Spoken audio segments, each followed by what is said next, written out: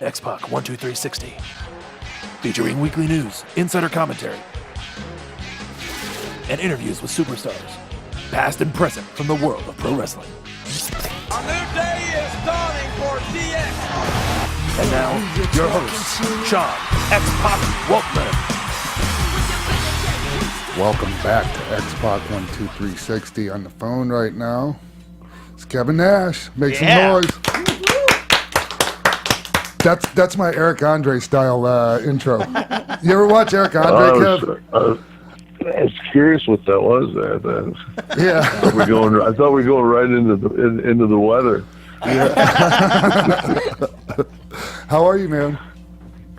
Good. You already told me off, like when we were talking off air. Full disclosure. No. Hey, man. Hey, I'm sorry I missed you guys this past weekend. I had 2 matches up in San Jose while you guys were here in LA. They were when we got in there, because that's what Julie said, that you're up in wrestling. I said, because we're going to get a hold of you. Yeah. He said, no. He said, he's wrestling. I said, shit, man. Shit, man. Yeah, no, I had 2 matches up there for Kirk White. You remember when we had that tag match up there? Yeah. The same weekend Mach died? That was fun. Yeah. I was there for that. Were you? Yeah, Jimbo in the was crowd, there. and you did the elbow Did you drop. still from run Macho? that, like, Hungarian, whatever it is, like that little kind of armory type Armenian or whatever? Is that where you run? No, we ran some kind of an armory thing, and then it was 2 different towns, but they were good crowds. One of them was their 20th anniversary. Always draws. Yeah, Sempen was there. Raul Sempin was there. Sweet. Brett the Hitman Well, Hart. and something they're like boys. Yeah. Kurt and something. Kurt does all simple stuff. So how was the appearance at Frankensons, Kev? Good. I mean, we signed the whole time. You know? We were busy. Yeah. It kind of sucked because they had us come in. Yeah. And they had us do like all the piecework first.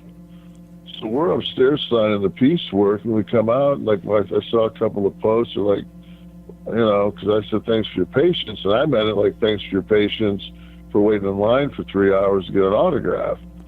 And the one person said, yeah, you're a fucking hour late. I'm like, I wasn't an hour late. I was upstairs signing.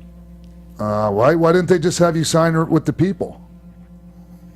I think they wanted, I think that's part of the experience. To get, but no, I think they wanted us to get that. There was a new picture of Scott and I that I'd never seen before. And they had a bunch of those like 17 by 24s, and so they wanted to get all that shit. But they wanted to get their stuff signed. Yeah. So we're gonna take back their money.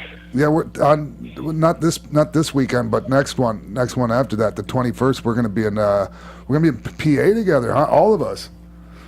But Harrisburg, home of Jerry McDevitt. Is that really Jerry's home?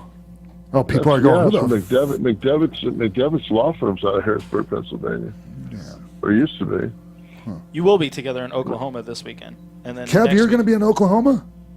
Are you in Oklahoma? Yeah. See you in Oklahoma. Yeah, I'm in OKC. I'll be damned, man. How come I didn't know that? We need to get our notes. We need to compare notes. Anyways. Right. Both of us. I mean, it's a win if I function for today. So yeah. Hey, Kev, you know what? I saw a picture of you and Scott from this weekend. You look freaking great, man. You look amazing. Man. You were just saying that you were doing legs. You were doing shoulders with 405 on some kind of plate loading machine, huh? No. I've been taking it easy. I just do. I did chest. I mean, I've really never. My shoulders grow so fast that I end up doing just chest for front delts and back for rear, and then I just do some laterals here and there just to kind of. But my shoulders grow so bad now. My shoulders will dwarf my body if I train them. They are monster. The cannonball delts, man. Genetics. That sounds like a new wrestler name. Cannonball Delts. Yeah. Cannonball Delts. Hey, you guys want to jump in here and ask some questions? Because I could sit here and do inside baseball talk with Kev for an hour, and you guys would be going, huh? Well, Kevin, so this is Denise, by the way. Hey, you know, in TNA, you worked with a lot of younger guys that are now having massive success here in the WWE. Did you always see the star potential in someone like AJ, Eric Young, Rude? Yeah, I think I was instrumental in actually like teaching them just how to actually just chain wrestle.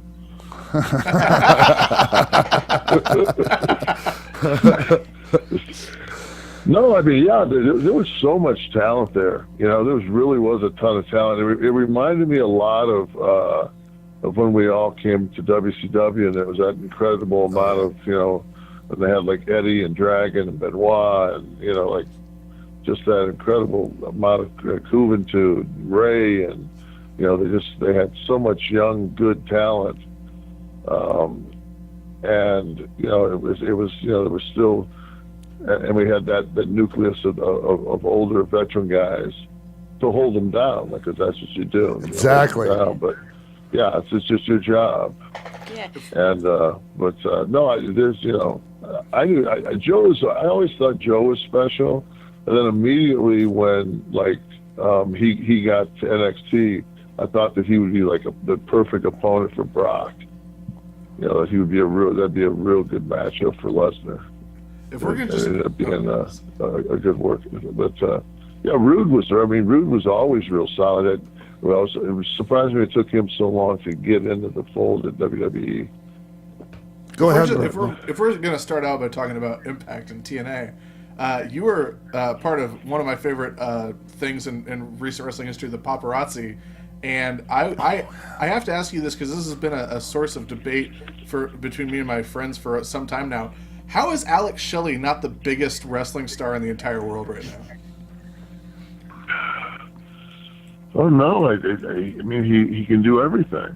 You know, I mean, he's an incredible hand. He's funny. He's spontaneous. He's got all the. I don't know.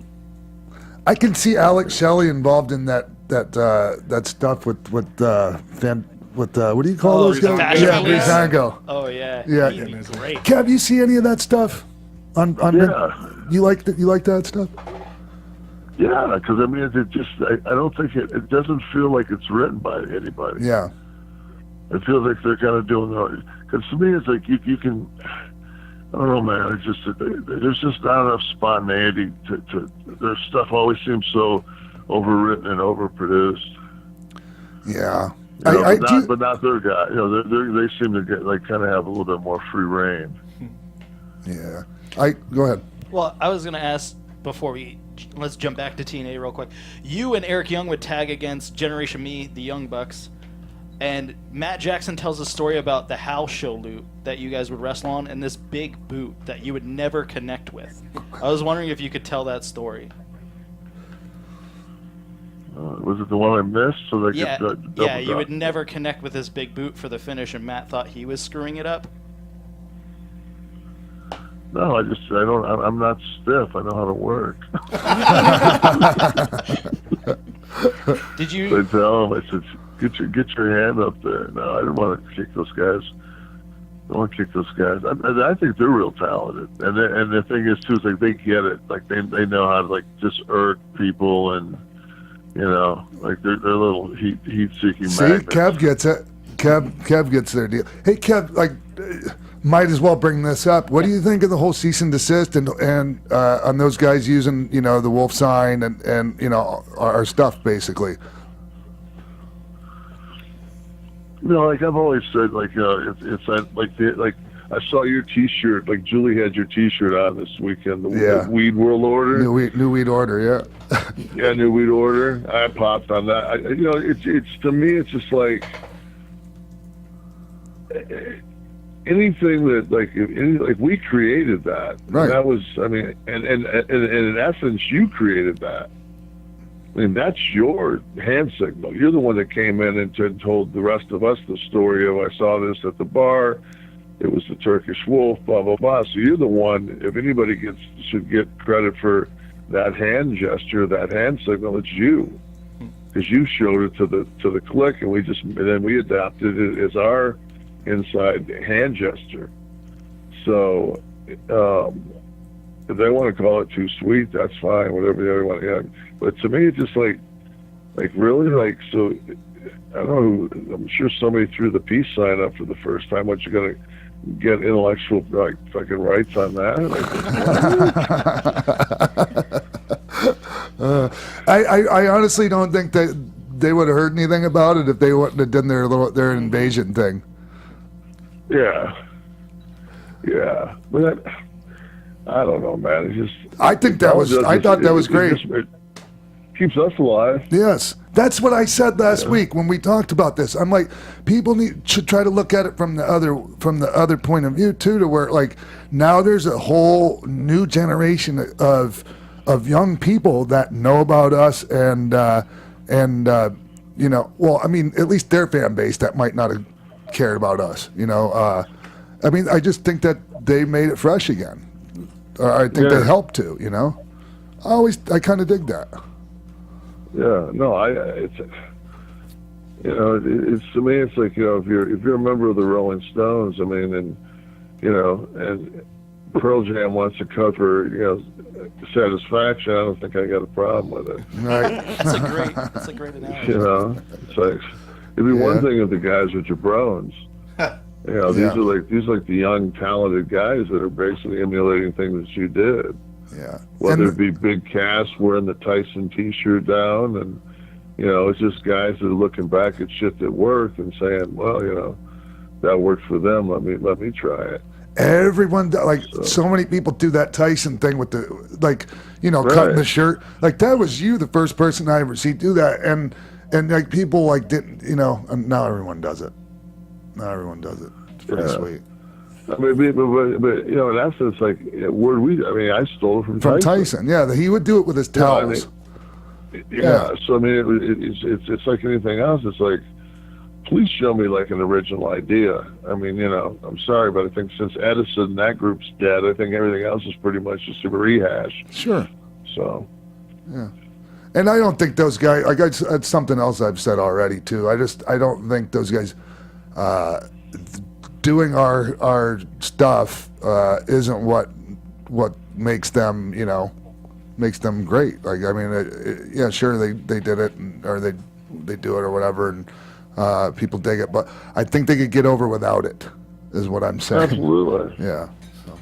I mean, as well as, I mean, you know, so Austin, if you flip somebody off and, you know, you're going against Steve Austin's trademark. I know for a fact that the first person that ever flipped anybody off on a WWE program was me flipping Undertaker off at Royal Rumble after I fucked him with Brett. Oh yeah. I wasn't there for that. I was the first one to ever flip anybody off on their TV. Yeah. I missed that Royal Rumble because do you remember when we did that mock Royal Rumble at the Garden, and I did you and I did the spinning head scissors spot, and I ended up like torquing my knee. Yeah. Yeah. Yep. I missed the Rumble.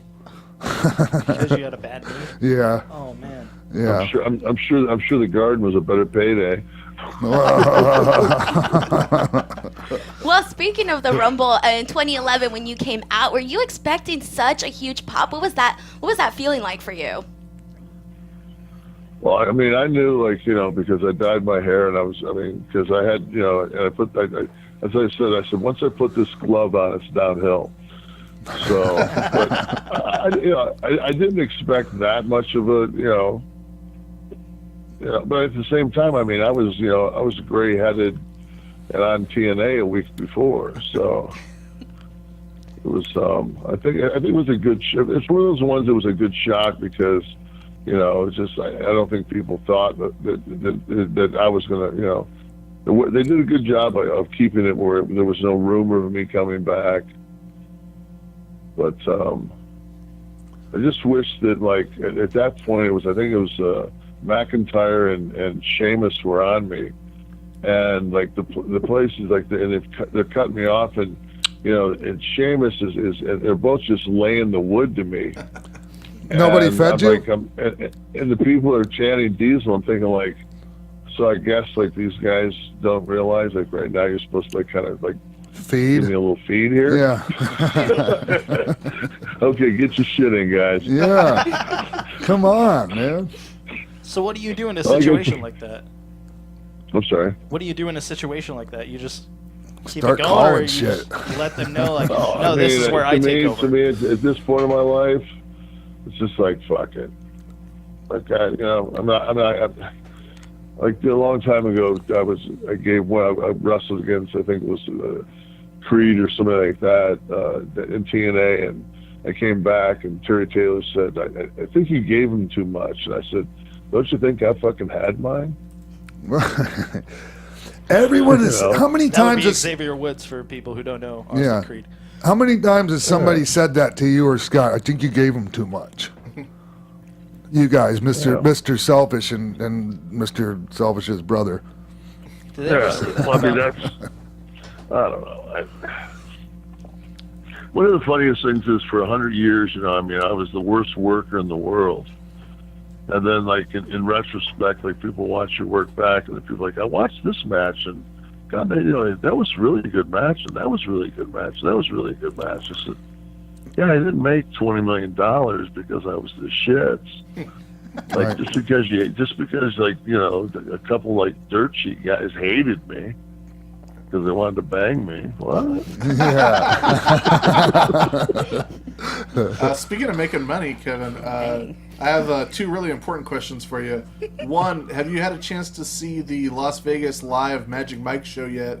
And two, when is Magic Mike XXL coming out? We need it. I have not got a chance to see the Magic Mike live show, but I have snuck in and watched the Australian Thunder twice. Nice. Now. Yeah. Thunder from down under. At Excalibur. Any good dick, Kev? Just straight to You know it. what? I think that day they had the air turned down a little bit. They had the understudy Dixon. Oh my gosh. So for that particular role for Magic Mike, was there any particular training involved, and do you still kind of do that? He's like, yeah. Oh yeah, Kev. I don't mean to jump in on your question, but like I remember when you were getting ready for that role. Holy crap! Please tell. You had to oil him up a bunch. Shit, I mean, you got to realize, like the second one I did, I think I was 55 or 6 years old when I shot that. You look good. Kudos. And those are everybody's young. Like I'm giving 20 plus up to everybody on the cast, and for me it was I had to die like a bodybuilder, right? To die like a bodybuilder, not only to get to day one. Like, I know how to die like a bodybuilder because I've done bodybuilding shows when I was younger. It's like I can get to, you can get to a peak on that one day, but then to have to hold that for 10 or 11 weeks. That's insane. That's insane. And then, like for me, I drink a bottle of wine minimum every night. Like, one bottle. I mean, it's for heart health.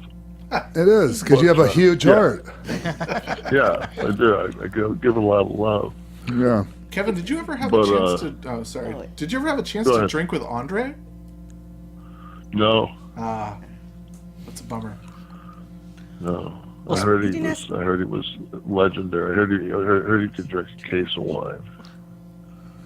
So you were kind of mid-sentence as far as your training. So you dieted like a bodybuilder. Was there any like dance training or anything else involved? Yeah, we danced. Like, I mean, for the first one, we had the first 2 weeks in LA was just dance rehearsal. It was really kind of funny because like when we shot the first scene we shot dance-wise was the military dance, the 4th of July when we were in camouflage. And so we went out there. We went through it. And Soderbergh, said, "Cut." He said, "Fuck Nash." He said, "You can do this."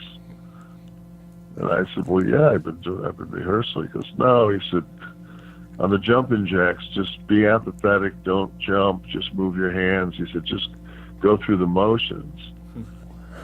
And so many people like don't get that. Like, they don't get the fact that they're like, geez, like, you can't dance. It's just like, no, do you not realize the storyline is that my guy's been there so long that, like, nobody knows, like, how to get rid of him. That's what it was too. Because, you know, well, I mean, because when you look at, like, and a lot of people just don't understand, like, film, and like if Tarzan doesn't OD for the 50th time, then the kid doesn't get a break, and then we don't have a Magic Mike 1. There's no story. There's no plot. I mean, me falling out puts the kid in the spot to have to dance that night. So when I read the script, I said, well, this is pretty pivotal as far as story arc. You know, I said, so yeah, this is a kind of a cool role. Everybody else says, you can't dance. I'm like, you pulled that. You pulled that passing out ODing stuff off pretty well, like you've done it before, Kev. Yeah. What I mean, what I did was I watched some tapes of people, like, on YouTube that had passed out. Yeah. So, and I you know, and you've. I was never much of a pass out guy. No, but you actually took care of me on more than one occasion when I did. So at least maybe that's how I looked when I passed out. I think that car took pretty damn good care of each other. Hey, you know that that time when you guys had to throw when we were in that diner in Kentucky and all that and the cops came and everything. Yeah. Do you know they were going to put that on, like, the story time on WWE Network? Really? Yeah, they actually had it up. They actually had it up on the trailer, and I was like, and they took it down really quick. I'm not sure why. So who told the story? That It was Paul. It was Paul. Hunter told the story. Oh, I was just saying, one of you guys had to tell the story. Yeah, but I was like, animated. I was telling Paul, I'm like, oh man, you left all the good stuff out of that story, because Kev, like, you know, Paul was slapping the shit out of me, trying to wake me up, and Kev throws me in the shower. Tell him what you told me, Kev, while I was laying in the shower. I don't remember. About my hose. That's just, your hose is pathetic. Yeah, your hose looks smaller than it's ever. I'm like, how do you know? You've been looking at my hose. I was completely out of it. Anyway. And The again, thing we is, it was skipped like the story. putting the fucking cat in the bathtub. Like, you fought us like a son of a bitch, man. That's what saved you, man. Your adrenaline. You just when we get you up, walk you up and down the hall, walk you up and down the hall, walk you up and down the hall, and then we bring you back in and be like, I want to lay down. Be like, get back in. Yeah. I'm honestly, like, we're laughing about this, but, like, honestly, that saved my life, Kev. That legit saved my life. I'm pretty sure. Well, but the thing was, I'll never forget it, because I don't know if you remember this or not, but, like, I sat on I took the chair in the room and I sat it, like, facing you. Yeah. Well, I just watched you sleep because I didn't want you to stop breathing. So finally you woke up and you looked at me and said, thanks for saving my life, man. I said, no worries. And then I said, I'm going to go to bed. So I think I just, like, the rollaway was in that room, so I laid on the rollaway. And then, like, we got, like, 3 hours sleep and we had to go to Indianapolis. Yeah. And I get in the car and I'm packing the back of the van, and I get in there. You're fucking sound asleep. Scott's sound asleep. Sean's sound asleep, and fucking Hunter has been up all night. He's dozing off. I'm like, oh, are you fucking kidding me? I got to drive. But you're the wheel man. When didn't you drive? Any other time you wouldn't. Yeah, you wouldn't have it any other way. And I drove. And I remember saying to myself, like, I'm not fucking drinking tonight. I'm so fucking tired of this shit. And everybody had great matches. We all rocked in Indianapolis. It was like an afternoon show. Remember, because we couldn't get the van in Indianapolis, and underneath that Market Square Arena, I scratched the top of the van. Yeah, we almost got stuck in the parking ramp, right? Yeah. It was like, So at the back, it was, I just turned it in, like, who's going to see the top of the van, right? Yeah. But I remember we went across the street after we got out of there. There was a TGIF Fridays, and it was just like, I went to the bathroom. I came back and there was shots of Jack in front of everybody. I was just like, oh. Oh, Like, okay, well, okay, we're not drinking except for this one shot of beer I'm going to drink to wash it down, and here we go. oh, Kev. Here we go again. When's the last time you had a shot of Jack? I like the whole thought of it makes my stomach turn now. Mine just flipped. The smell of it is I don't think I've had actual liquor in years.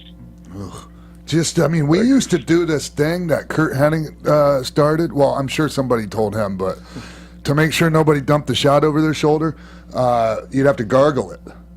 So you'd have a shot of Jack in your mouth, and you'd have to gargle it before you drank it. Oh, it was horrifying. And we go like it would be 10 guys in a circle, and each guy would gargle it. Like it was no like everybody gargle at the same time. Like okay, you go gargle, you go gargle, you go.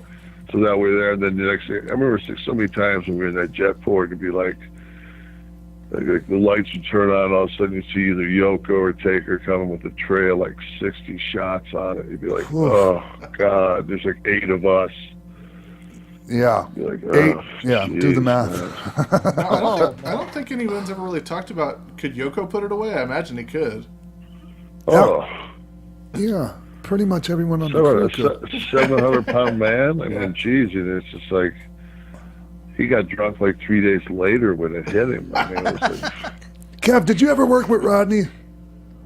oh, God, yeah. Yeah, right? Yeah, a ton. That's what I thought. I mean, the heat spot was always the same. I'd come off the ropes, go for the clothesline. He'd duck it and come back over. Samoan drop. Boom. In the heat. Into the nerve hold.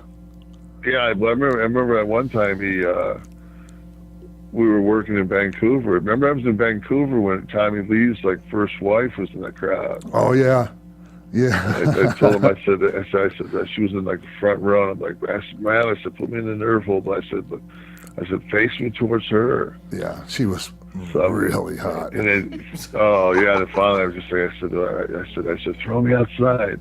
I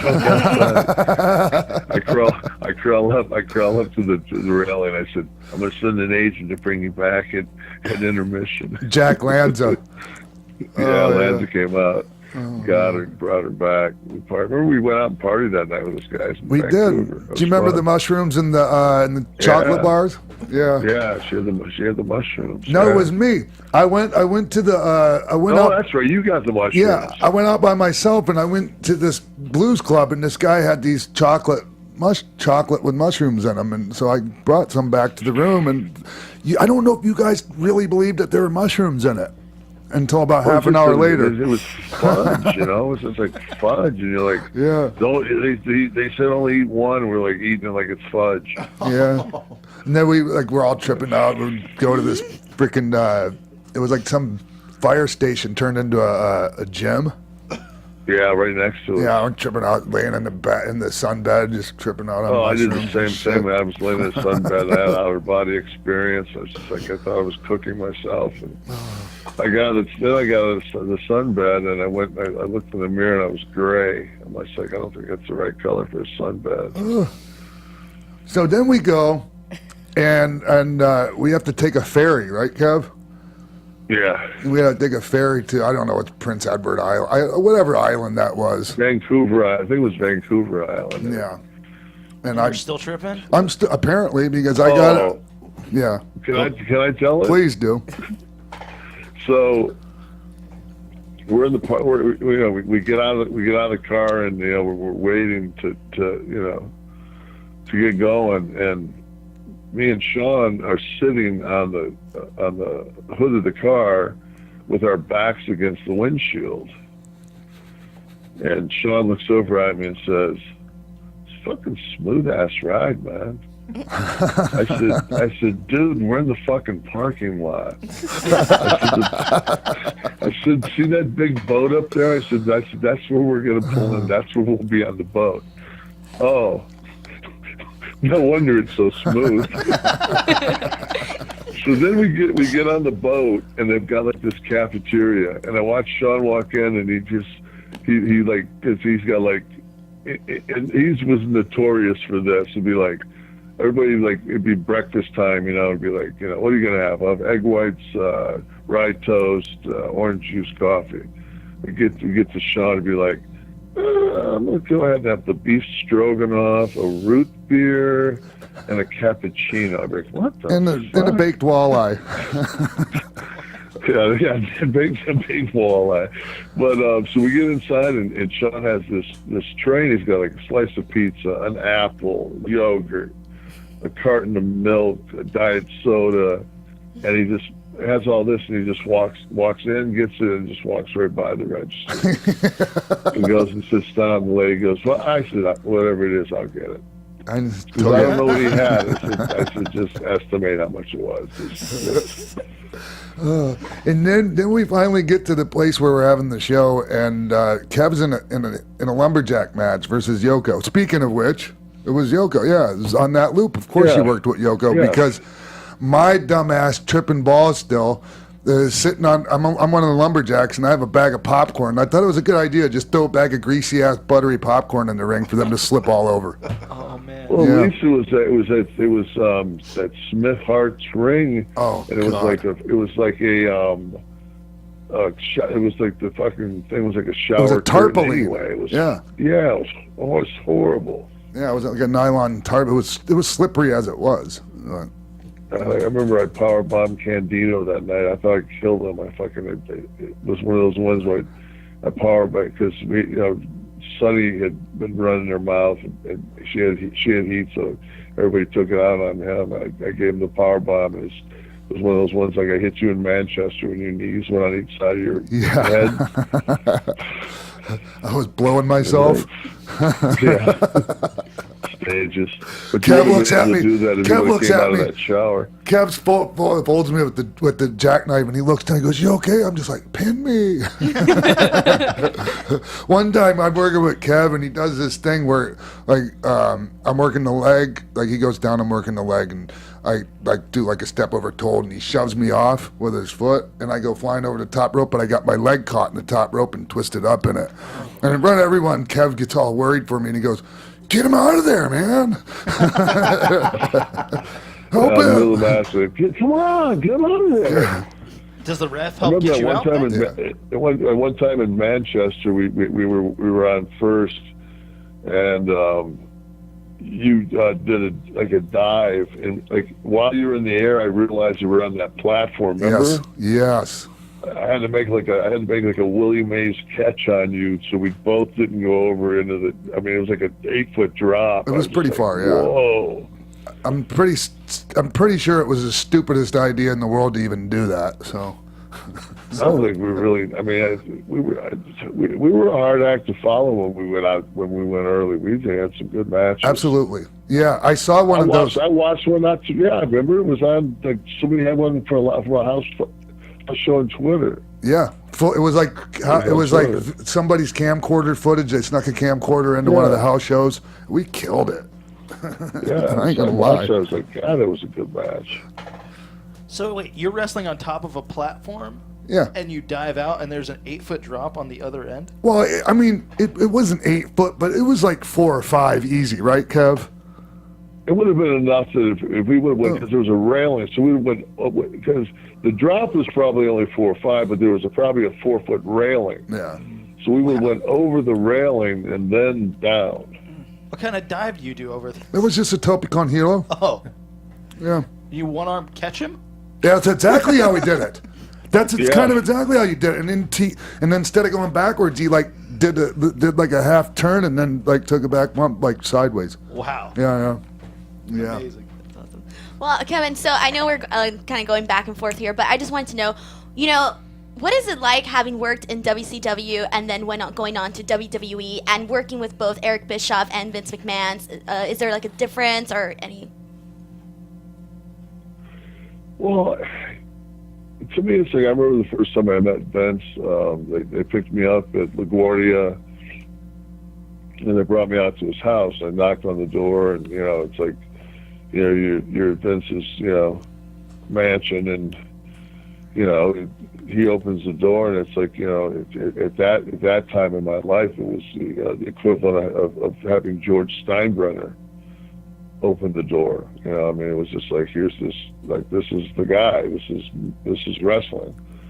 And he's just like, hey, big man. He's just, handshake. He's got an Ico Pro like cut off rag top shirt on, and it was just, and it was, it would have been the difference would have been I was working for Vince McMahon.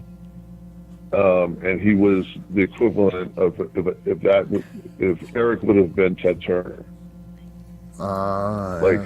That's, you know what I mean? Like Vince McMahon was the WWE, and then Ted Turner was basically, was TBS.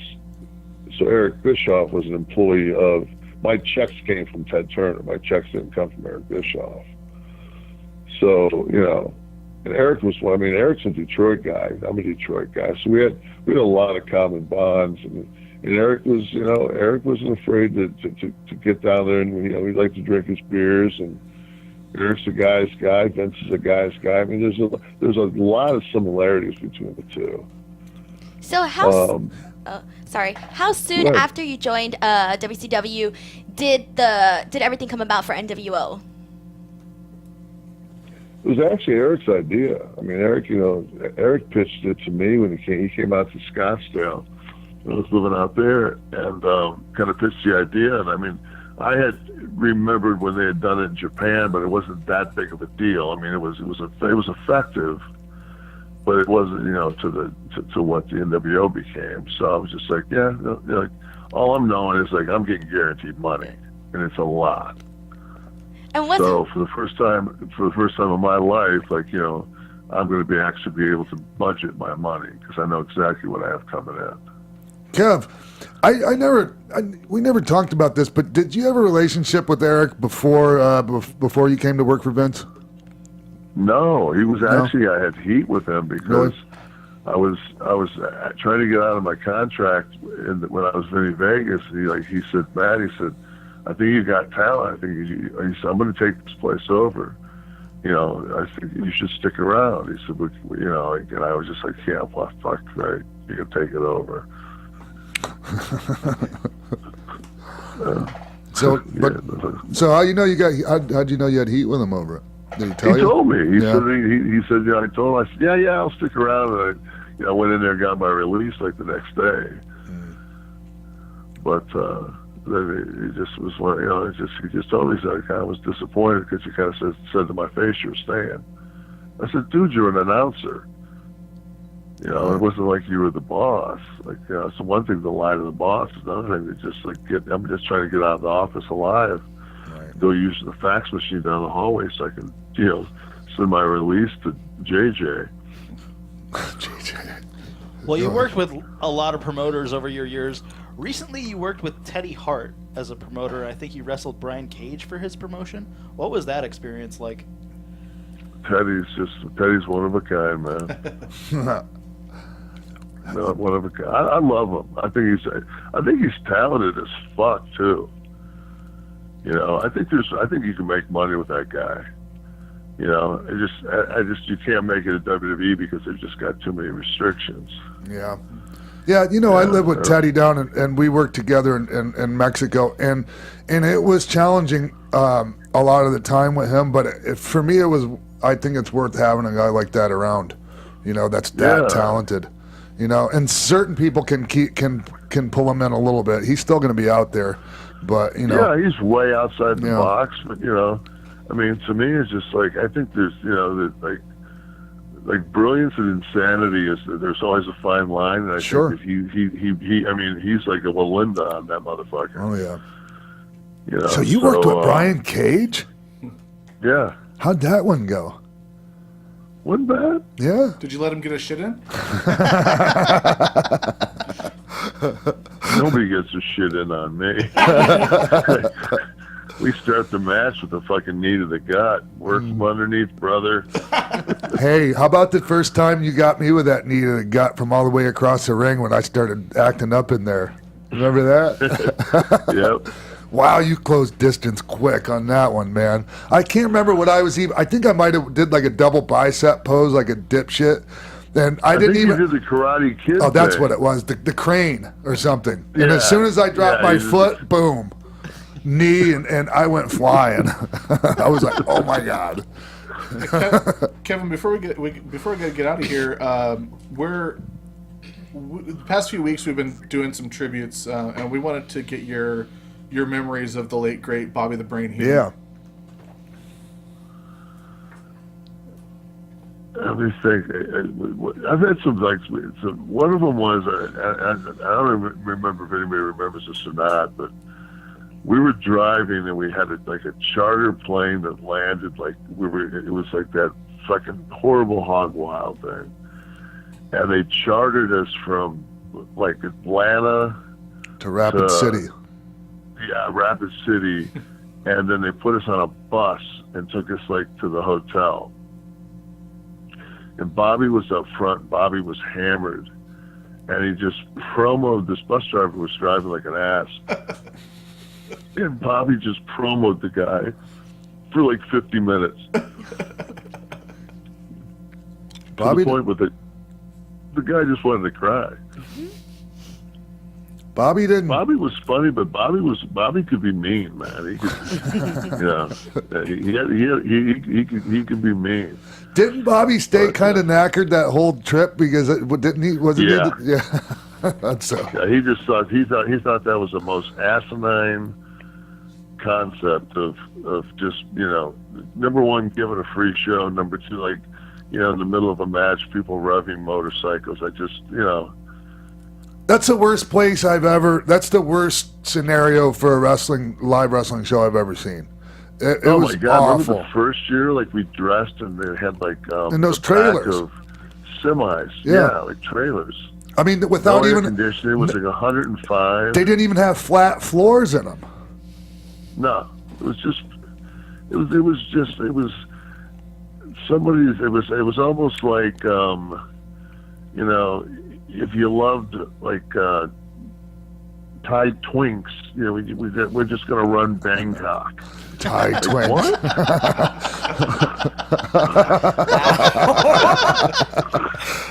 Twink Wild. Putting that in the press release. Oh shit!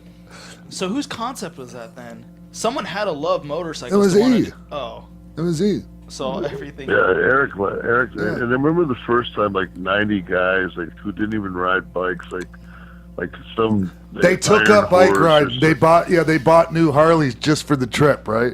Yeah, Or they rented them. The only Steiner and a couple Robbie Steiner was actually Boss a Man. biker, Boss Man. There were a couple guys that actually had it's I live in the Daytona Beach area, and they have these bike weeks. Yeah. And you go down and you see all these bikes, man. They're $100,000 bikes. And you go look at them, they got 11 miles on them. You're like, oh yeah, you're a biker. Yeah. Hey, Kev. Look at Kev. yeah. We don't want to keep you all day or whatever, but I do want to let everyone have a last round here on question time. Sure. Well, I wanted to know why. Make them good. Fuck. Mine's gonna be super nerdy and about action figures because I'm an action figure nerd. Do you know why your Hasbro figure was never released? Probably not. I think it was just I left right before. I think it was I was the next one to come out. Yeah, you were in the next series. And I left. Here's one I got for you: the new Shawn Michaels Diesel Battle Pack. They took a picture of me. The picture that's on it of me has that's when I had the big full bouffant black hair, and they cut it to make me look like I have a mullet. They CGI'd me into a mullet, and yet the doll doesn't match. The doll has the long full hair. The action figure, I guess I'm not allowed to say doll, but there'll always be dolls to me because that's what they are. But yeah, I just looked at that. I said, well, they just got to get a dig on me any chance they can. I heard they're actually going to release a Diesel mullet Intercontinental Champion doll. That'd be Sweet. awesome. Sweet. Do you know if they're gonna make you in the retro series that they're putting out, since they never released the Hasbro one? I have no idea. Why not, It's always, Kev?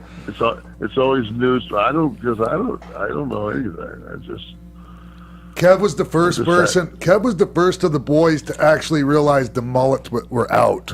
Like, Yeah? okay, yes, yes, he definitely was. At what point? Well, I was told that by Lene after the Yeah, Vivid Girl. I know. I wanted to let you say that.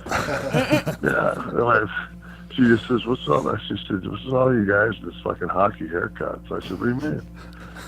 She said, "You guys have hockey haircuts. Like, you guys have one length hair." I said, "She said, come on." And I remember she took me downstairs. We were at the Hilton, and took me downstairs to the barber shop, and she said, "See if you can how close you can make that." And they, I remember she cut it short, cut a lot of the length off it. Yeah. But then finally it grew out. It was like, all right, cool, I get it. Yeah. By the time you became champ, by the time you got the dime, you didn't have the mullet anymore. No, I had just one length. Yeah.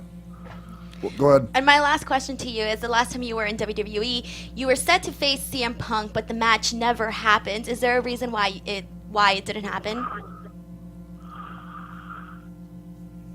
I don't know if they wanted it to happen. Like to me, it was to me when I came back. It felt so, because everything was like, I'd never been there when it was like you have to, like, this is your script and you have to follow it. And then so I get there and I'm reading like his, and he's burying me, and I don't have any rebuttals. And I'm just trying to be like, because it's one of those situations, man. Like, Paul's one of my best friends on earth. So anything that you do, like the old Kevin Nash would say, like in my mind when I read that, because if you remember the scenario was I came down and, stuck Punk, and then Del Rio came down and took the Money in the Bank and took his belt. So he comes out the next Monday and cuts this promo about laugh out loud, I heard you were dead, click, click, click your knees. And I'm thinking to myself, so let me get this right. I just cost you the world title, and you're gonna do stand up here and bury me because I'm old? And the first thing in my mind was, I was just say, because there was a time he said, you're the guy. He said, it's not 1997 anymore. You're the guy that called Eddie Guerrero Vanilla Midget. And I say, whoa. Number one, thank God it's not 97. Because if it was 1997 right now, I said, you'd be with the Marks out in the crowd, not standing up here, because we didn't let the Marks wrestle back then. Number two, I'm old. Okay, it was probably going to take me probably a minute and a half to get up there. So you got two options. You either go in the back. I'll give you three. You go in the back, call it a day. You wait till I get up there and say, I apologize, Mr. Nash. And then you go in the back. Or third, we're off script. Let's see what you got. And I would have liked to have seen what he would have done if I just would have went up there and just bear pawed him right in the side of the face. But Paul was the boss. Yeah. I didn't like the fact that you were brought in as a heel in the first place. Yeah. I don't get that. So, yeah. People love you. Thing was, they don't want to boo us. They asked me to come back for one. They said, will you stick him at SummerSlam? I said, yeah. That's all I was supposed to do. I wasn't supposed to stick around. I wasn't supposed to go on. And then I ended up going on a European trip, and I run both. There's like an 8-day and a 7-day, and I do both. I switch buses and go on both tours. And I'm thinking like, oh look, they're bringing me to be the seasoned guy. So the first night I get on the bus, and there's nothing but beer on the bus. I'm like, beer? Like, who? That's like, okay, like you guys are saying like you're progressed, but like, I said, we don't have any red wine. So I told the bus driver, I said, like, find a wine store. And I went in and I just bought some Solo cups, and I bought 5 or 6 bottles of Screw Top Shiraz. And went back in, and next thing you know, it was like Ziggler says, "Can I get some of that?" The Bella said, "Can I get some of that?" I think there was 1 or 2 other people that were drinking wine. So, you know, we ended up, it wasn't that long of a drive, maybe an hour and a half to the next town. And we were sitting up front, and we were just, you know, I was telling stories. We were all talking shit, and then everybody got off the bus, and we just sat on the bus, and we continued until the wine was gone. And you know, I was like, I'm just thinking like, this is what they want. They want these guys to kind of get a feel for what it was like, you know, before everybody had their own tour bus. Yeah. And it wasn't. Like, I got heat. Like, Paul, like, the next set of TVs, like, 7 days later, goes, hey, he says, you know, you're holding court. He says, you got, you know, you've got these kids staying up all night drinking. And I said, okay. I said, my bad. I said, I thought, you know, you brought Sam Elliott in for Roadhouse for fucking some color, but.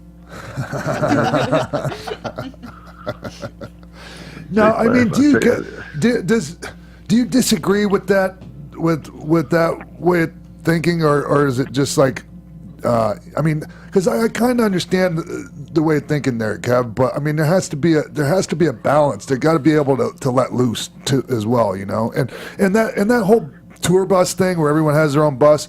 To me, I think that's hurt the camaraderie in the locker room. Oh my God. I mean, to me, the number one thing that I always remembered was when we got, like, everybody watched everybody work. Yep. So then when you got in the car that night and you had 300 miles to drive, like, everybody, like, critiqued everybody's shit, and it was like, why? Like, nobody cared about stepping on toes, hurting, you know. I watched that spot's shit, it didn't work, don't do that spot. Well, what should I have done there? You know, 3 guys who, how about this, how about this, how about this? And like, we did that night after night after night. It was like, we never really just talked nonsense. There were times we did. Not much, Kev. I don't remember it. I don't remember it. No, it was always, you know, it was like, I always equated that like like we were a band that was like, you know, like going through the set list going, man, like that didn't fucking work, and that didn't work, and that didn't work. And, you know, it was just, I don't know, I think that, like, that's, like, what do? You get on your bus, and the bus driver, like, puts you over? Wow. Yeah. It's not like that picture. To me, the greatest picture ever, right? Like all of us in the back of the bus right before for the last tour before off to WCW. And again, that bus had probably been sitting back there for an hour and a half parked. Probably, yeah. You know, yep. I don't know. I mean, I think that there were guys that you know, that loved the business. You know, they just absolutely loved what they did and loved being a part of it. And just, you know, it was just different. It was just, and another thing too, man, like that picture, like, people weren't getting paid yet. Right. You know, like, wasn't like anybody was getting like filthy rich doing that shit. That's like, and I don't think anybody is now. Yeah, I'm not sure, but because I don't go around asking what the payoffs are now, but from what I gather, yeah. Most folks. Well, they're averaging. If you're averaging 3,000 people a night in the house shows, I mean, paydays can't be too high. Yeah. Because we average that, and we know what our paydays were. Yeah, I'm gonna tell you guys something. You'd be on top. You'd get $800. Yeah. Well, we could go out and once the crowd was all in, we could look out in the building and tell within probably $5,000 of what the house was. Oh yeah. Yeah. Yep. Yeah, it's $80,000 house. Kevin, we sidestepped it a little bit earlier, but Magic Mike Triple XL. What's up? Not gonna let it go. There wasn't supposed to be a second one. Yeah, so now there can be a third one. Yeah. Hey, like I said, I won't say no. Hey, Kev, but you just finished. You just finished something up, right? Something for Star Network or not Star Sky Network, European network. Yeah. Living the Dream. It's an hour comedy. We did 6 episodes. It starts on Sky November the 2nd. It's a comedy. So I guess the show will start November the 2nd on Sky, which I think you can get on Amazon. I think Amazon's the way we can watch it. What's the premise of the show? Premise of the show is a couple with a sophomore and a senior. The girl's a senior, the son's a sophomore. They leave the UK. They buy a RV park in Kissimmee, Florida, sight unseen, to go live the American dream because they're just, they want the prosperity, and they get there and it's just it looks like a methamphetamine, park in Kissimmee, Florida, and I'm there with I'm like kind of a rednecky Second Amendment. Gotcha. I basically run it. I kind of what it basically is a British writer taking every stereotypical thing that they think would happen in a Kissimmee, Florida trailer park, which probably does happen in a Kissimmee, Florida trailer park. Right, but it's actually an RV park. So it's like, you can stay by the day and the night. So it's not really mobile homes. It's like my residence is a camouflage painted school bus. Nice. So it starts on November 2nd. What else you got going on? I got a movie called Tigerland that I'm going to be shooting. It's I play a football coach. This movie starts out where kids they're at a game, and the mom and dad are having a moment. The kids will go ahead, and they tell him to go get in the car, and he drops his little brother off, and he goes fucks off for a minute, comes back, and his brother's missing. Ends up that his little brother is found, and he's been killed like a year and a half, 2 years later, but he's missing for a while, and this kid's a prospect, a football prospect, and the mom leaves. They end up, the dad and the kid end up in a motel. Shit breaks down from there, and he ends up getting kind of thrown at me, and I become his coach / mentor, and kind of a heartfelt Friday Night Lights kind of a deal. So I got that coming up. Right on. Sweet. So anything I thought it else? was weird that there's several nude scenes, but yeah. With you? I guess, yeah, I guess by you yourself? gotta teach these kids right.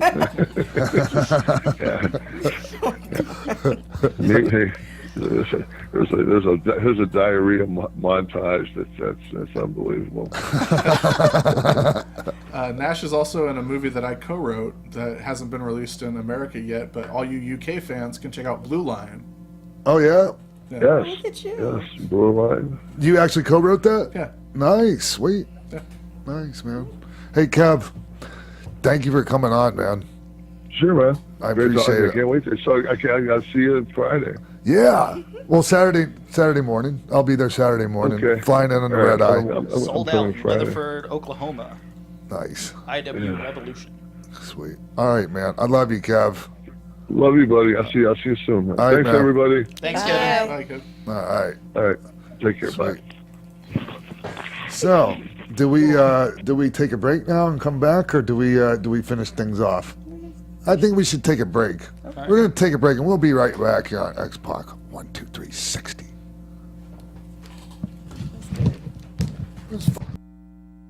Hey guys, Maria Menounos here. We want to let you know about my new show on SiriusXM Stars Channel 109. It's called Conversations with Maria, and it's live Monday through Friday at 10 a.m. Pacific, 1 p.m. Eastern. Go to conversationswithmaria.com for more info. Buzz you later. All right. All right. Third time I said that finally comes on. We're back. I guess we didn't really need to take that break, but I took one anyway. Because I had to put the baby Lou up on the table. Look how beautiful she is with her new dress. Well, it's not that new, but it's maybe the first time she's worn it. Yeah, Right. if you're only listening to the podcast, you're missing out on a little prime Lula content. Lula was over huge this weekend up at Big Time Wrestling in San Jose area. Nice. Yeah, especially with Bret the Hitman Hart. Has Kevin met her already? Kevin, not yet. Okay. Actually, none of them have, but Kev's going to meet, everyone's going to meet baby Lula in Oklahoma this weekend. We were talking about Teddy earlier. Has Lula met any of Teddy's famous cats? No. Okay. No. No. And good thing. Sean doesn't like Teddy's cat. I don't. No, I love that Teddy loves cats. I just don't love Teddy's way of handling my cats. Got it.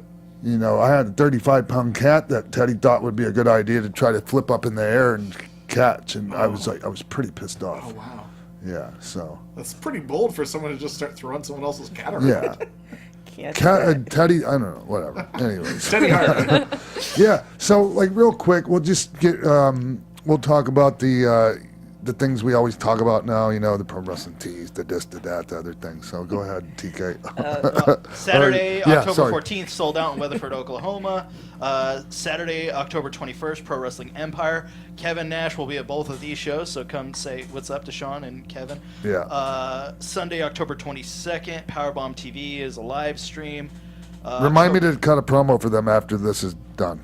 Nope. Keep going. Something like that. Sunday, October 29th, Heavy on Wrestling in Duluth, Minnesota. And then the seminar, Monday, October 30th, at the Academy for Davari. And You still Ken don't have the Anderson. Fan HQ thing in there? I have at Eden Prairie. At Eden Prairie? Yeah. No, we'll add that on there. It's in the email I sent you, Jimbo. Okay. Okay. Your social. Follow me on Twitter at Jimbo Lewis. I don't know if we have the picture, but I went to Comic-Con this weekend, and I was talking to Yeah. fans, handing out stickers, and I'm going to give a sticker to a guy in a DX jersey, and I was like, hey, man, here, check this out. And he's like, X-Pac, that's me. I'm X-Pac. So I took a picture with X-Pac. Yes. Comic-Con. We'll post it, or I'll Yeah, tweet it. I saw was it. really cool. The guy did a good job. Yeah. You know what? That's Oh. that makes you feel really good when 20 years later, however freaking long it's been now, people are doing that. Yeah.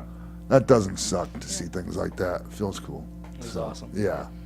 Appreciate everyone that does it. Somebody like sent me a tweet last night saying, and I thought this was, some people probably get really pissed at this, but I thought it was kind of funny.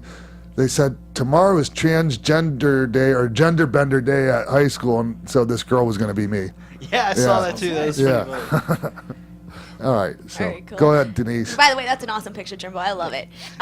You guys can find me on Twitter and on Instagram at _ Denise Salcedo. And you guys can also subscribe to me on YouTube, Denise Salcedo, on the search bar.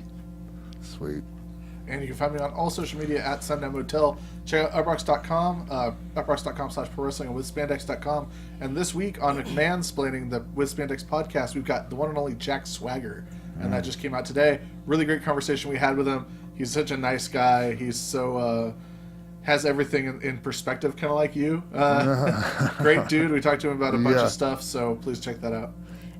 Go And ahead. you can check out, make sure you follow AfterBuzz TV, our Twitter, The Real X-Pac, Facebook, X-Pac12360 Show, IG, X-Pac12360. Sign up for our newsletter on Facebook, iTunes, make sure it's 5 stars, don't give anything less or don't bother. Also, all those comments on YouTube, we are reading it, please keep it coming. Also, you can go on CelebVM/Sean Waltman to buy voicemails for celeb birthdays, unique videos, etc. And Pro Wrestling Tees /Sean Waltman to get Pro Wrestling Tees. And you can follow me on everything at TK Trinidad. I will be posting stuff. A lot of environmental, hurricane, earthquake stuff has been happening. I have places you can do donations, food, money, etc. On that Celeb VM and the Pro Wrestling Tees, it's probably a good idea if you put a .com before the /Sean Waltman. Anyways, we'll see y'all right here next week on X-Pac 12360.